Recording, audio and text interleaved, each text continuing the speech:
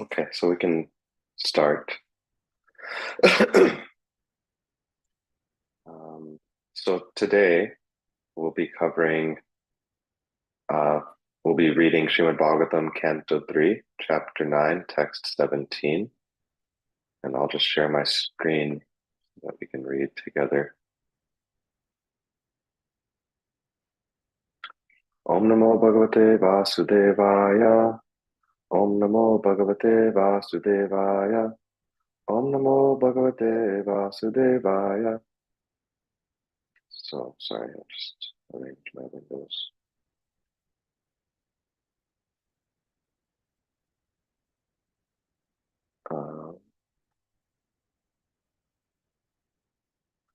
So, starting with the Sanskrit from this verse, and then we'll read the word for word and translation and purport.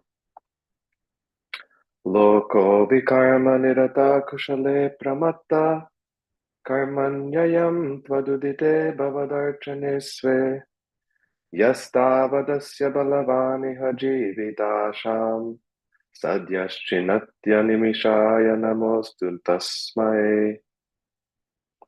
Word for word. Loka, people in general.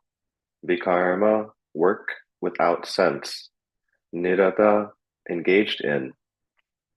Kushale, in beneficial activity. Pramata, negligent.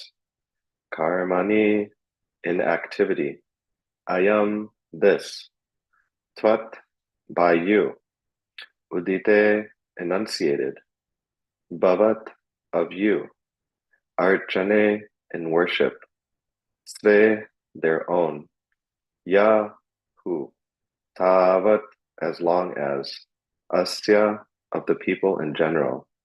Balavan, very strong. Iha, this. Jivita asham, struggle for existence. Sadhya, directly. Chinati, is cut to pieces. Animishaya, by the eternal time. Nama, my obeisances. Astu, let there be. Tasmai, unto him. Translation. People in general all engage in foolish acts, not in the really beneficial activities enunciated directly by you for their guidance.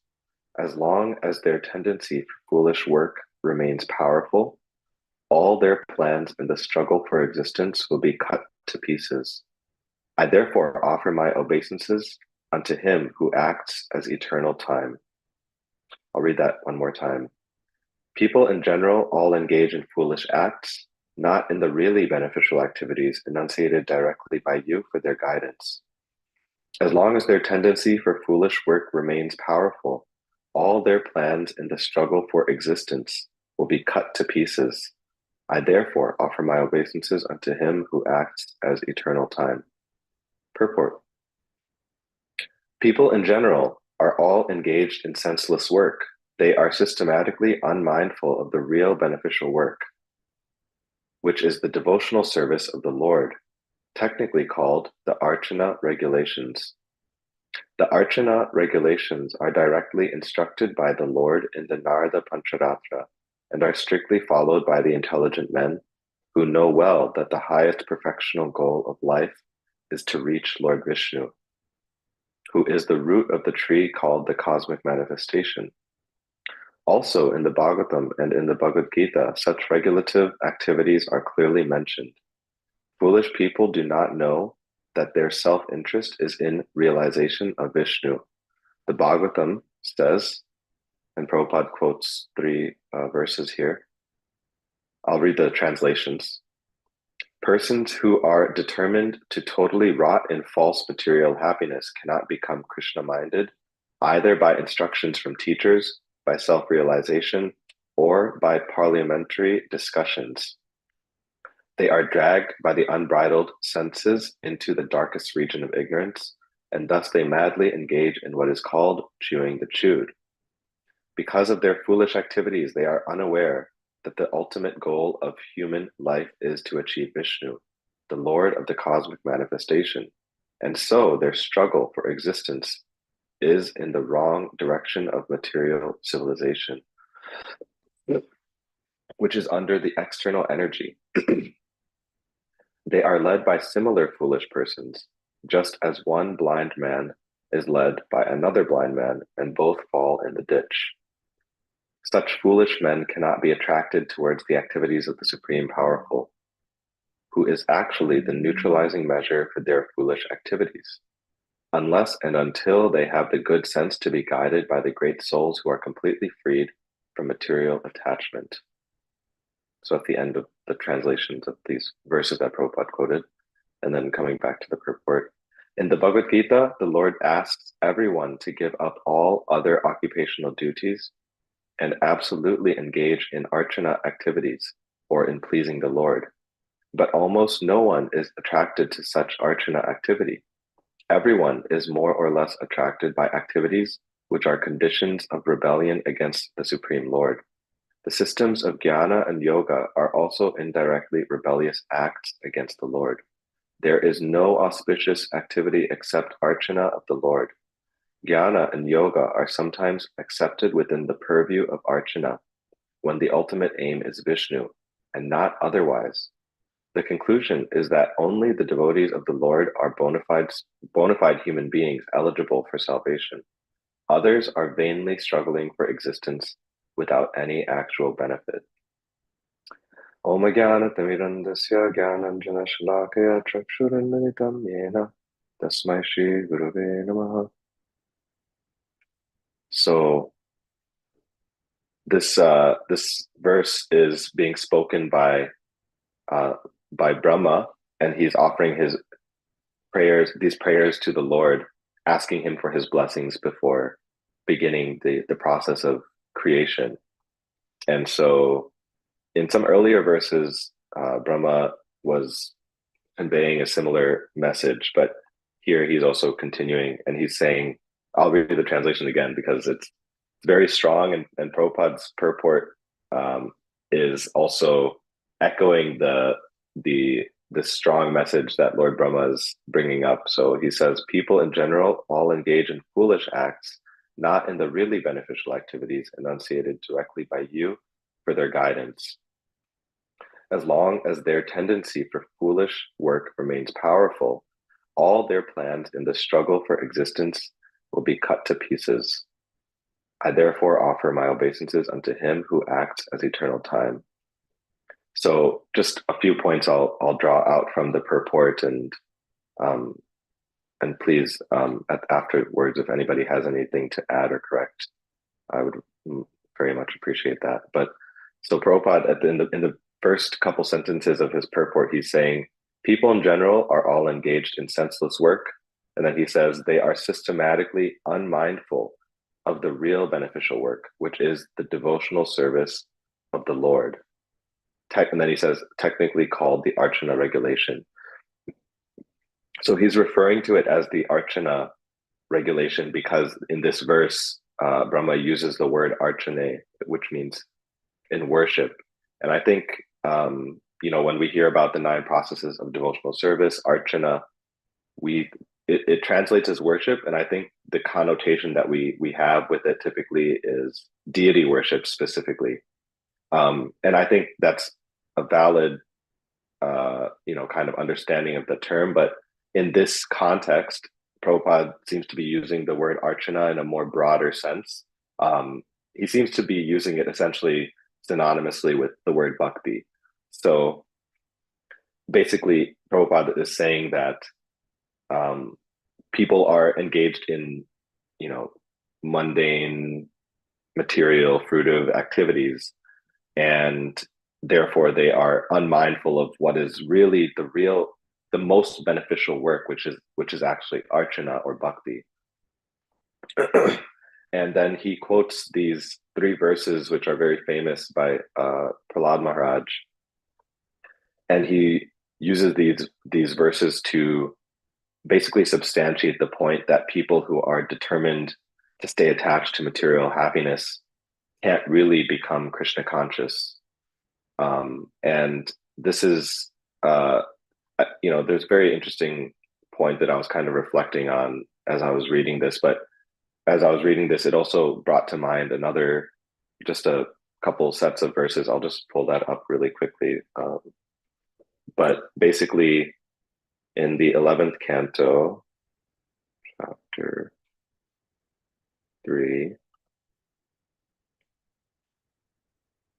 and I'll just read these translations. So I'll read and then I'll explain the connection. So uh, it's being said that wealth is a perpetual source of distress. It is most difficult to acquire, and it is virtual death for the soul. What satisfaction does one actually gain from this wealth? Similarly, how can one gain ultimate or permanent happiness from one's so-called home, children, relatives, and domestic animals, which are all maintained by one's hard-earned money? One cannot find permanent happiness even on the heavenly planets, which one can attain in the next life by ritualistic ceremonies and sacrifices. Even in material heaven, the living entity is disturbed by rivalry with his equals and envy of those superior to him. And since one's residence in heaven is finished with the exhaustion of pious fruitive activities, the denizens of heaven are afflicted by fear, anticipating the destruction of their heavenly life. Thus they resemble kings who, though enviously admired by ordinary citizens, are constantly harassed by enemy kings, and who therefore never attain actual happiness. And then here's kind of the crux. Therefore, any person who seriously desires real happiness must seek a bona fide spiritual master and take shelter of him by initiation. The qualification of the bona fide guru is that he has realized the conclusions of the scriptures by deliberation and is able to convince others of these conclusions. Such great personalities who have taken shelter of the Supreme Godhead, leaving aside all material considerations, should be understood to be bona fide spiritual masters. So, in this verse that we're reading today, Prabhupada has quoted these verses from Prahlad Maharaj saying basically those who are determined to maintain their material attachments are essentially, to borrow the Christian phrase, eternally condemned, or at least condemned until they take association of those who are free from material attachment and take guidance from those, such as these bona fide gurus that were quoted in these other verses. But kind of the point that I'm drawing from this is that it's important to kind of draw this distinction between being attached to material life while having no intention of giving it up versus being attached to material life while having the intention or having the desire to give it up. And I would venture to say that most of us are probably in the second boat. That's why we are practicing devotees, but we are practicing. We're not perfected, right? So, part of the process of growth is that we still have some material attachments, but we have also come to the conclusion, either intellectually or maybe experientially to a certain degree, that material enjoyment is not going to bring us ultimate happiness. And so, for one who has, I'm kind of extrapolating the meaning of these verses and the other verses that I just shared from the 11th canto, to in my head, my understanding of it is that so long as we take shelter of material enjoyment and believe that it can bring us ultimate happiness, then we remain kind of in this condemned state, chewing the chewed, blind man leading another blind man into a ditch. This is kind of the condition that we remain in so long as we consider the enjoyment of material life to be able to fulfill us. But if we are able to become disillusioned by that, either by experience or by scriptural understanding or by the association of devotees or a combination of all of these different things. And if we are able to come to the conclusion that actually my greatest welfare is in practicing bhakti or archana, then even though we still have material attachments, we can at least rest assured that we are taking shelter of the process that can bring us the greatest good, and we can benefit from it. But that's kind of like the key distinction, really. It's just in my understanding, the key distinction is, even if we have material attachments, at least understanding that it won't bring us the ultimate happiness and knowing where that ultimate happiness will come from. So and in similarly, even in these verses, this in these verses, it's being described that someone who has so much material attachments, as long, once they take shelter of a bona fide spiritual master, they can become freed from these attachments. But kind of the reverse can be said, from reading these verses. It can also be concluded that if one has no intention or desire to give up their material attachments, then there won't even be a benefit from taking shelter of a spiritual master, because they won't be convinced of the need to give up these material attachments in order to actually achieve permanent happiness. So that was kind of my thought when I read this verse as well. And then again, Prabhupada is concluding his purport by explaining that there is no auspicious activity except archana of the Lord. And so kind of my take on this phrase where that Prabhupada is explaining is essentially that this means that we have to strive to make every activity that we engage in some form of worship of the Lord. And this is the bhakti process that we're all familiar with. Bhakti doesn't mean that you necessarily change your activities, but it means that you change your meditation while performing those activities. You change your intention while performing those activities. So this is the art of, this is the art that one who has perfected the process of bhakti is able to practice very effectively, where they are able to see everything and all of the activities that they perform in relation to Krishna and service unto him. So this is the kind of concluding message that I'm drawing from Prabhupada's purport here and this verse. So those are the main points that I wanted to share from my reading of this verse. But I would love to hear if anybody has any comments or corrections that they would like to share.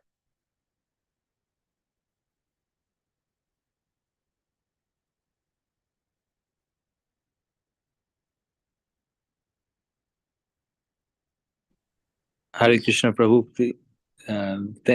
My obeisances. Thank you for a very wonderful class. Thank you. It's really nice. I really like the verses that you quoted from the 11th canto. Yeah, they're really good. Yes, they're really nice. This is, I believe, part of the Uddhava Gita, is it? Yeah. Yes, this is well, Maharaj Nimi. Yes. Yeah. Yeah. So yeah, that's very powerful instructions. One point that you were mentioning about how devotees, they have material desires, but they're aware of it, they're conscious of it, and they know that it doesn't bring them ultimate happiness, and they're trying to elevate themselves, though they have the desires, and that makes a big difference. Was also a really nice point, that we know we have desires, but we are at least aware of that we have a higher goal. Whereas with the materialist, they have the desires and they're actually trying to increase those desires, and They don't understand. And that's where people sometimes ask, well, what's the difference between devotees and non-devotees? Sometimes even non-devotees, I see they're nicer than devotees. Yeah. The difference is that in a community, in a society of devotees, at least we know that we need to be, try to be humble, though we're not humble. At least the goal is clear. We know that we need to give up material desires, though we haven't given up those material desires. We have to be tolerant, although we're not tolerant. So the aim, the aspiration is different, and that's why it's actually softer. Like the society of devotees is still softer than the hard cut materialistic society, where there's it's really what is it, relentless, like unforgiving. That's the word. Yeah. Thank you, Prabhu. Thank you for echoing this point and bringing out that aspect as well. It also makes me think about, when we hear about like they say when someone gets married, like when devotees get married, they should be keeping Krishna in the center of their lives. And one way that point has kind of come out in my reflection is that in those relationships where there isn't someone like God in the center of their life, then when conflict happens, because everybody tries to maintain cordiality and respect, and we see that in normal relationships and in materialistic relationships. But then when the point of conflict comes, if the commonality of God is not present, then there's nothing to keep it together. And so even in the society of devotees, God is what, all of our collective focus on Krishna is what's keeping our society together ultimately, right? And if we didn't have that, then why stay connected? Yes, I agree. Just made me think of that. Yeah.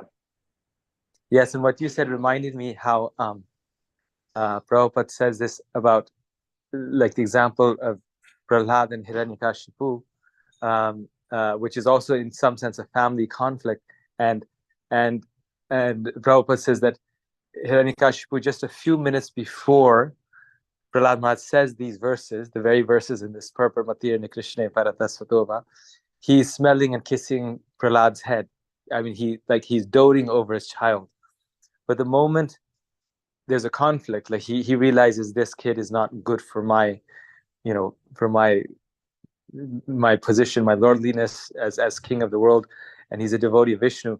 The next moment he throws him off his lap and is ready to kill him.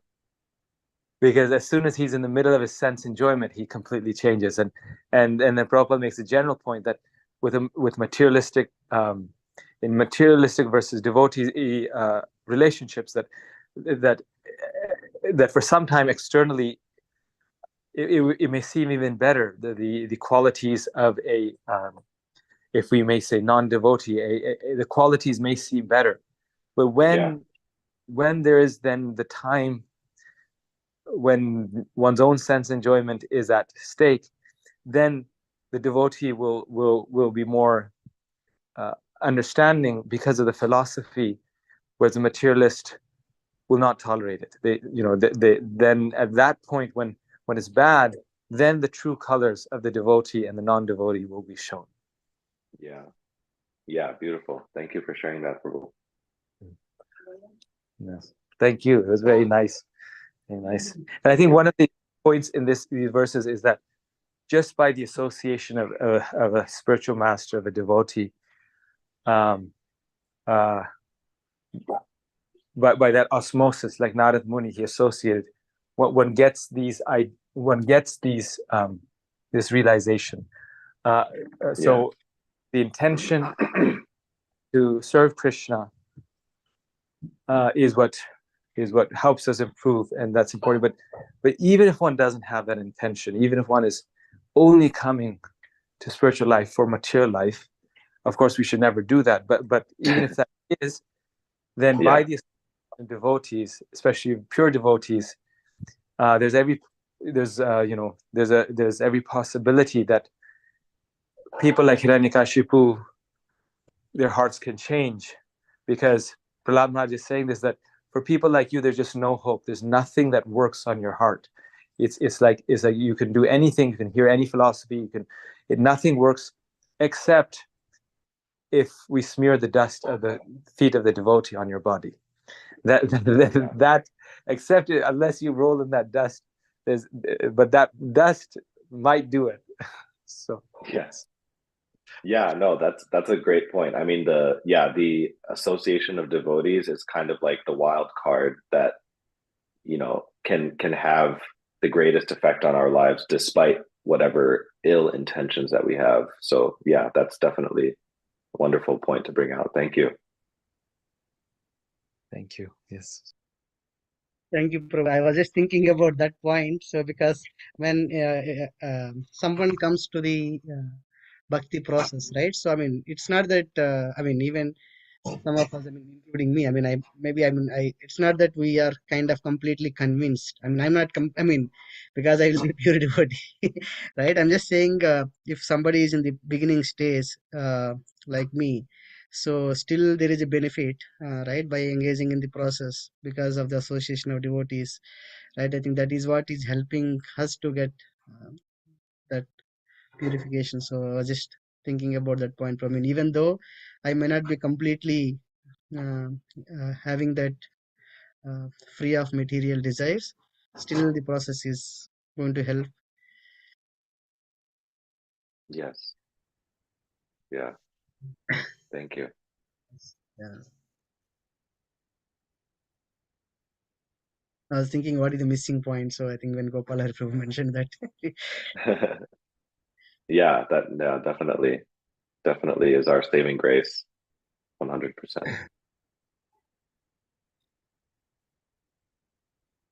Anybody have any final points they wanted to share?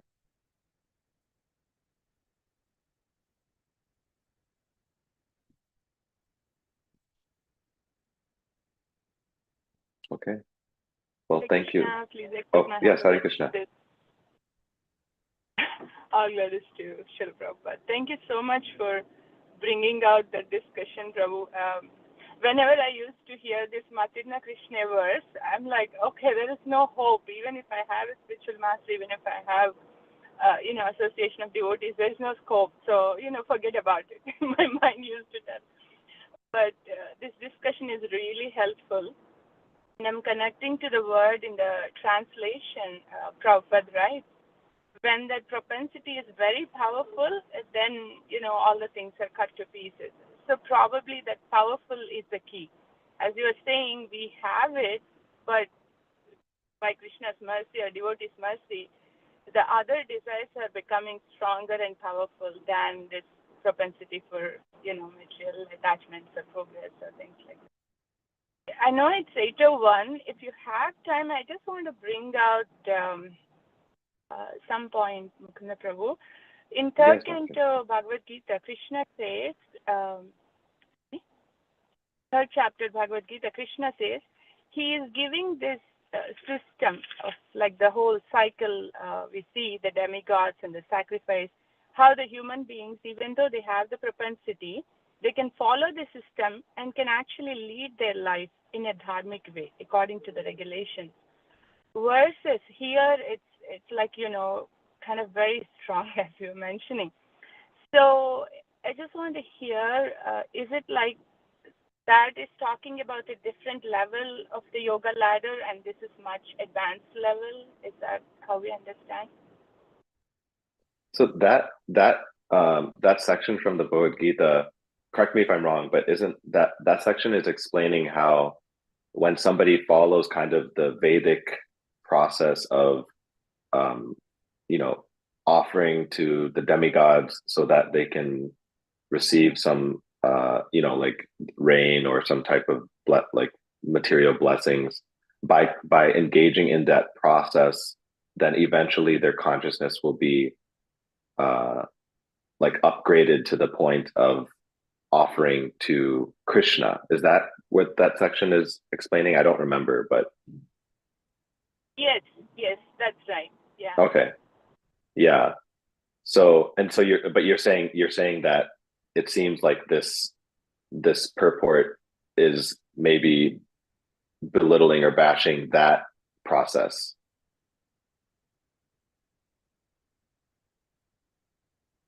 Is that the kind of the Yes, question? yeah, Like, that's what I yeah, was. yeah, yeah. Yeah, I mean, I don't know that I actually don't know that I have an answer to that. I think that's a good question because I mean, Prabhupada is saying here that he says, uh, what he said, even like engaging in jnana and karma are not beneficial unless it's, this archana process. The systems of jnana and yoga are also indirectly rebellious acts against the Lord. There is no auspicious activity except archana of the Lord. Well, I guess I guess I mean I would love to hear if somebody else has some reflection on this, but what I'm hearing when I'm, reflecting on these two sections is that if someone does engage in the worship of demigods, for example, for some type of material fulfillment, and if that doesn't ultimately take them to the point of worshiping Krishna, then yes, it is an indirectly rebellious act against the Lord in Prabhupada's words here. But if that activity of worshiping the demigods, even though it's bringing some material, result in the beginning, if that activity is somehow elevating our consciousness to the point of ultimately worshiping Krishna, and worshiping Krishna for his pleasure and not for our pleasure, then it's what Prabhupada says here. Jnana, then it becomes auspicious, and it becomes a form of archana of the Lord.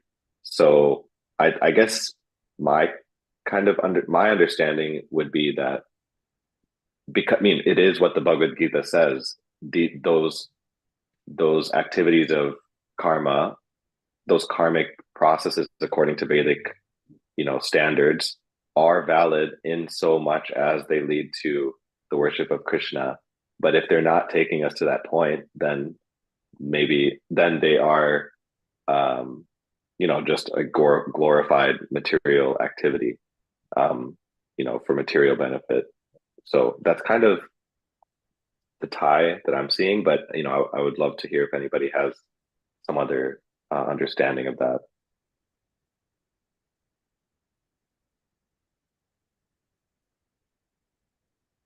Yeah, that's a Or very Amrita nice way Mataji, of what do you think? understanding.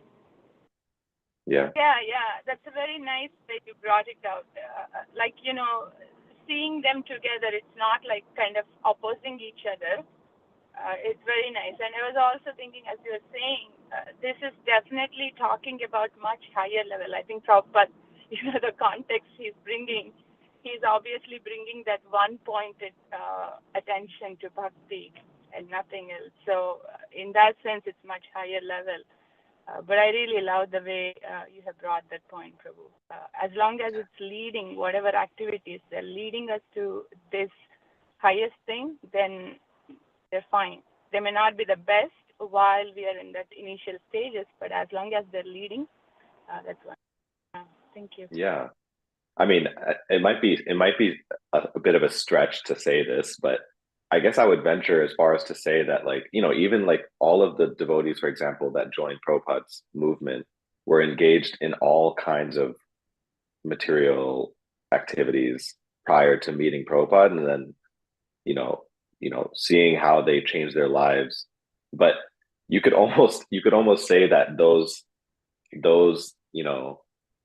unwanted activities put them in a certain place at a certain time that allowed them to come in touch with Srila Prabhupada and then become changed and become, uh, um, change their lives so that they can ultimately benefit. And so, obviously, like, the kinds of activities that the hippies were involved in are obviously at face value very much counter bhakti, but it put them in a space that somehow, like, when bhakti entered their lives, it just was a catalyst, and they became something completely changed. So I'm just thinking about that in relation to this idea of how something totally materialistic can ultimately lead to something completely spiritual. It's kind of mysterious, actually. So yeah, thank you for bringing that question out.